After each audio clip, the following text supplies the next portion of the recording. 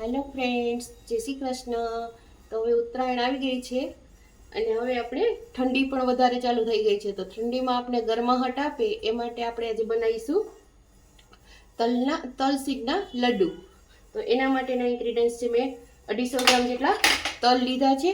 એ મેં લીધા ત્યારે જ પહેલાં શેકી લીધા હતા. આજે આપણે થોડા શેકી લઈશું.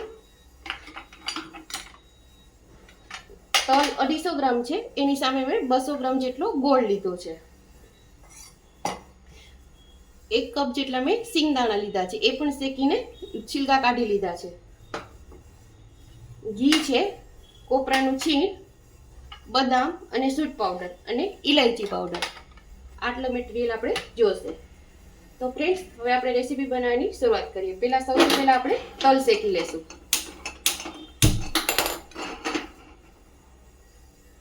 સેજ કઢાઈ ગરમ થવા દઈએ.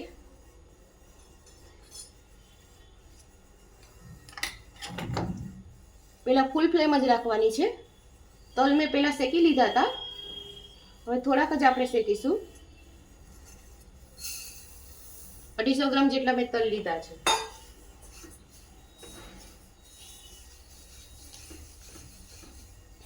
કાચા તલ હોય તો એ ફૂલે છે અને તળતળનો અવાજ આવે છે, પણ આપણા તલમાં નહીં આવે, કારણ કે મેં થોડા શેકી લીધેલા છે પેલા જ.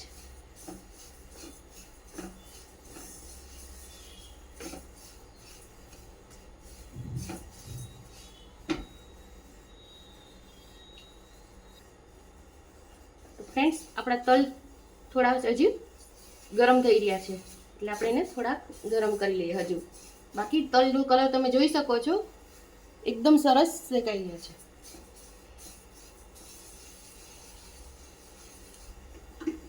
ગેસ આપણે બંધ કરી દઈશું અને તલને આપણે ઠંડા થવા દઈશું.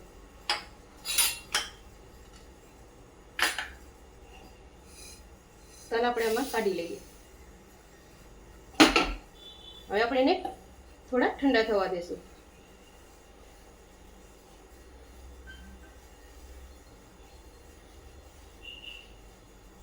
થોડા આપણે ઠંડા થવા દઈએ. તો ફ્રેન્ડ્સ, તલ આપણા ઠંડા થાય ત્યાં સુધીમાં આપણે સિંગદાણા જે શેક્યા હતા એનો આપણે અધકચરો ભૂકો કરી લઈએ. આને પણ આપણે પલ્સ મોડ ઉપર જ કરવાના છે, તો એ આપણે ગ્રાઇન્ડ કરી. તો આપણા તલ સિંગદાણા એકદમ ક્રશ થઈ ગયા છે, એટલે અધકચરા છે, તમે જોઈ શકો છો. આ જ રીતે આપણે કરવાના છે. હવે આપણા તલ પણ ઠંડા થઈ ગયા છે, એને પીસી લેશું.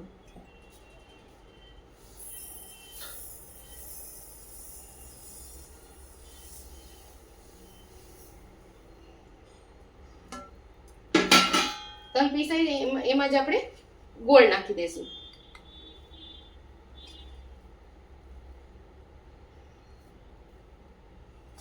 ગોળ આપણા ટેસ્ટ પ્રમાણે નાખવાનું, જેટલું સ્વીટ જોઈતું હોય એટલું.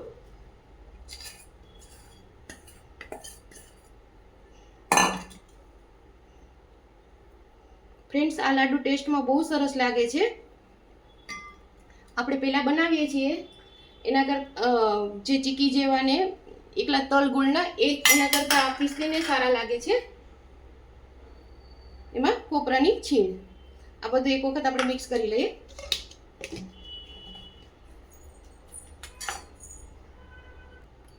હવે ફ્રેન્ડ્સ, એમાં આપણે જે વધ્યું હતું એ પાછું આપણે ગ્રાઇન્ડ કરી લઈએ.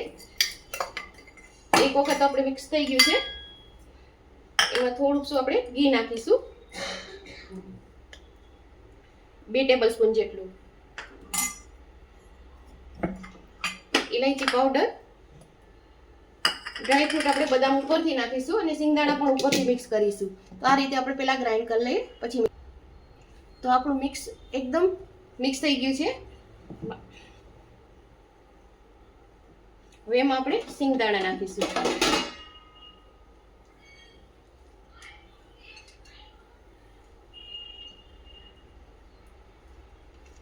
આ બધું આપણે ફરી મિક્સ કરી લઈશું.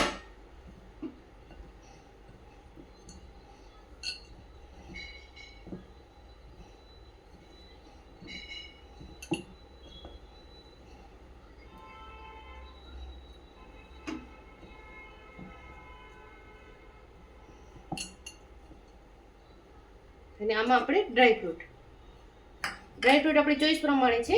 મેં એમાં એટલી બદામ લીધી છે, કિસમિસ લેવી હોય તો પણ લઈ શકાય અને પિસ્તા નાખવા હોય તો પણ નાખી શકાય.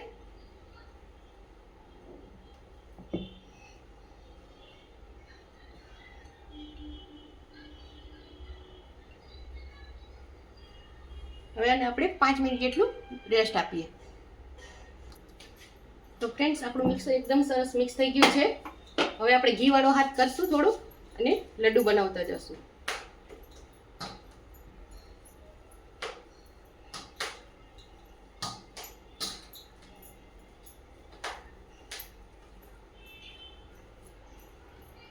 આ રીતે આપણે લડ્ડુ બનાવતા જશું.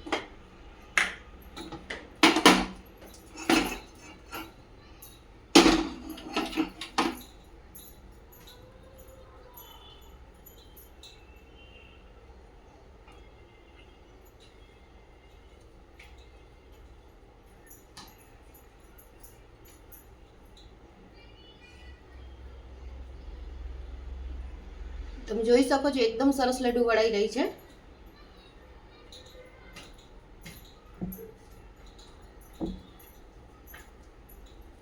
તો આ રીતે હું બધા લડ્ડુ વાળી લઉં છું.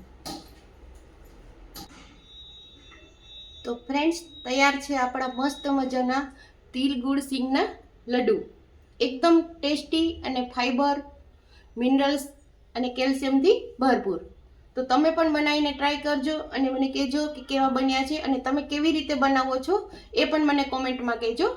જો તમને મારી રેસીપી પસંદ આવતી તો મારી ચેનલને લાઈક કરો, શેર કરો, સબસ્ક્રાઈબ કરો અને મારો વિડીયો વધુને વધુ શેર કરો.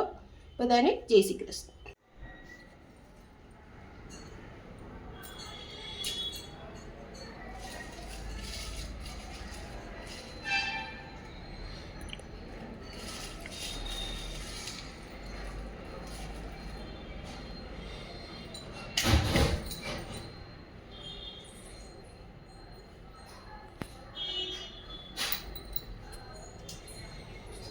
हाँ भैया हेलो हेलो